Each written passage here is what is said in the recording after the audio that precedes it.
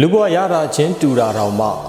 နေတတ်တဲ့သူကပို့ပြီးတော့စိတ်ချမ်းသာရတယ်။တရက်မှာ24နာရီရတာချင်းတူတာတောင်မှ